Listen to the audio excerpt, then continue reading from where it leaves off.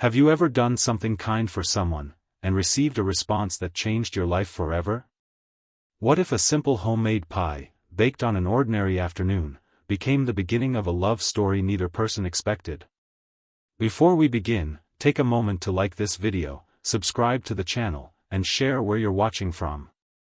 Stories like this remind us that life can surprise us when we least expect it, and your support helps us bring more heartfelt stories to people around the world. Now let's begin. I baked a pie for my widowed neighbor, and he joked, "If I were 20 years younger, I'd marry you." The first time I met Walter Hayes, he was standing alone in the rain. Not the dramatic kind of rain you see in movies. Just a cold, steady drizzle that turned the sidewalks gray and left little puddles gathering at the edge of the street. He stood in his front yard staring at a broken mailbox. I remember watching from my kitchen window while stirring coffee. He looked tired. Not physically tired. Lonely tired. The kind of tired that settles deep in a person's soul after life has taken someone they loved. Everyone in our neighborhood knew Walter. Everyone knew his story. 3 years earlier, his wife Eleanor had passed away after 42 years of marriage. Since then, Walter rarely left his house except to buy groceries or attend church on Sundays. The laughter that once drifted from their porch had disappeared. The flower beds Eleanor loved had withered. And the man who used to wave enthusiastically at everyone now simply nodded before retreating indoors. I felt sorry for him. Not because he was old. Not because he lived alone. But because loneliness has a way of making even beautiful days feel gray. My name is Emma Carter. At 56, I was a divorced mother whose children had long since moved away. I understood loneliness better than most people realized. After my divorce 12 years earlier, silence became my most frequent companion. I learned how loud an empty house could be. I learned how holidays could feel strangely hollow. I learned that being surrounded by people wasn't the same thing as feeling connected. Maybe that's why Walter caught my attention. Maybe I recognized something in him that I saw in myself. For months, our interactions remained simple. A wave. A smile. A brief greeting. "Morning, Walter." "Morning, Emma." Nothing more. Then one autumn afternoon changed everything. The weather had cooled. Golden leaves covered the sidewalks. I spent the day baking apple pie using my grandmother's recipe. The scent of cinnamon and butter filled my kitchen. As the pie cooled on the counter, I found myself staring out the window again. Walter sat alone on his porch. No book. No radio. No visitors. Just silence. Something tugged at my heart. Before I could talk myself out of it, I grabbed the pie. I wrapped it carefully in a towel. Then I walked across the street. The closer I got, the more nervous I became. What if he thought I was bothering him? What if he didn't want company? What if he refused? Still, I climbed the steps and knocked. A few moments later, the door opened. Walter looked surprised. "Emma?" I held out the pie. I made too much dessert. It was an obvious lie. We both knew it. His eyes dropped to the pie. Then back to me. For a second, something softened in his expression. "Apple?" I nodded. "My grandmother's recipe." He smiled.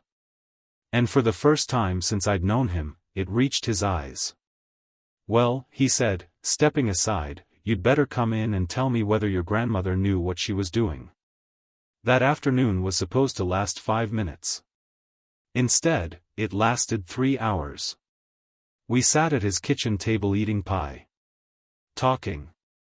Laughing. Sharing stories. I learned about Eleanor. Not the tragic ending. The beautiful beginning. Walter told me how he met her at a county fair when he was 19. He described her smile as if he'd seen it yesterday.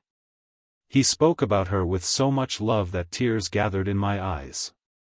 Most people think grief is evidence of weakness. But grief is really evidence of love. The greater the love, the deeper the loss.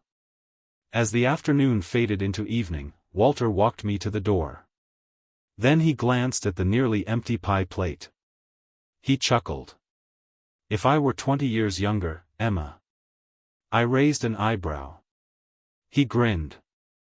"I'd marry you for this pie." I laughed so hard I nearly dropped the plate. "Good thing you're not 20 years younger." Probably. Neither of us realized it then. But that joke would become the beginning of a story neither of us expected. Over the following weeks, our friendship grew naturally. No grand gestures. No dramatic moments. Just small acts of kindness. The kind that slowly change lives. Sometimes I'd bring over soup. Sometimes he'd fix things around my house. When my car battery died one cold morning, Walter appeared with jumper cables before I even asked for help. When he caught the flu, I brought groceries and medicine. Little by little, two lonely people became friends. The neighborhood noticed. People smiled when they saw us talking. Children waved. Neighbors stopped to chat. For the first time in years, Walter seemed alive again. His garden slowly returned. Fresh flowers appeared. The porch lights stayed on later. Laughter drifted across the street. And every time I heard it, I felt strangely happy.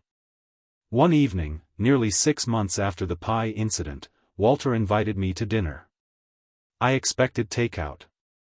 Instead, I discovered candles on the table. Fresh flowers. Real dishes.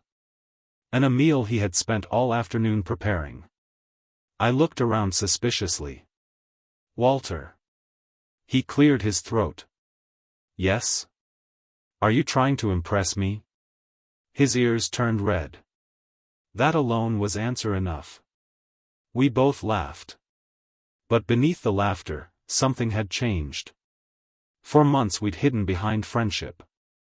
Now we both sensed the truth. Something deeper was growing. Something neither of us planned. Something neither of us believed would happen again. Love. The realization frightened us. Not because we didn't care. Because we cared too much. People assume finding love later in life is easier. It isn't. Older hearts carry scars. Memories. Losses. Regrets. Walter worried loving Soan again would somehow betray Eleanor. I worried opening my heart again would lead to another heartbreak. So we avoided the subject. 4 weeks. Then months. Until life forced us to confront it. One snowy December evening, Walter collapsed while shoveling his driveway. A neighbor called me. I rushed to the hospital. The drive felt endless. Fear gripped my chest. Not ordinary concern. Not friendship. Something deeper. Something terrifying. When I finally saw him resting in a hospital bed, relief flooded through me so powerfully that tears spilled down my face. Walter noticed immediately. His voice was weak. "Emma?" I squeezed his hand. "What were you thinking?" He smiled faintly. Apparently I was thinking snow wasn't going to shovel itself. I laughed through tears. Then silence settled between us. A meaningful silence. The kind that reveals truths words have hidden. Walter looked at me for a long moment. Then softly said, "I was scared." I nodded. So was I. "No." He shook his head. "I was scared because I realized something." My heart pounded. "What?" His eyes never left me. "I don't want to lose any more time." The room became very quiet. Outside, snow drifted past the hospital window. Inside, 2 hearts stood at the edge of a new beginning. Walter squeezed my hand. then smiled. Besides. I raised an eyebrow. He grinned. If I were 20 years younger, I'd still marry you for that pie. I laughed through my tears. And for the first time in many years, my heart felt completely, wonderfully alive. But our greatest challenge was still ahead. Because sometimes the hardest battle isn't finding love. It's believing you deserve it. And neither of us knew that the coming year would test us in ways we never imagined. To be continued.